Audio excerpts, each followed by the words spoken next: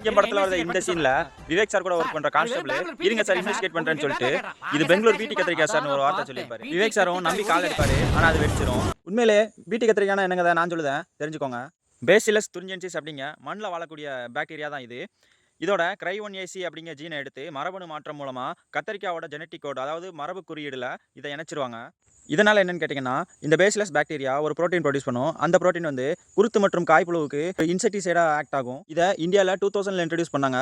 இதுதான் இந்தியாவில் முதல்ல இன்ட்ரடியூஸ் பண்ண பிடி வெஜிடபிள் கிராப்.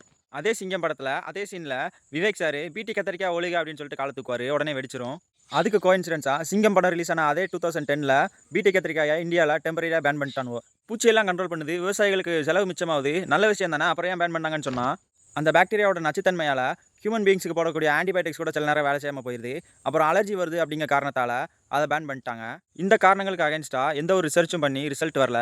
அப்படி வந்தால் விவசாயிகளுக்கு உதவியாக இருக்கும். அடுத்த வீடியோவில் சந்திப்போம். Tata, bye bye.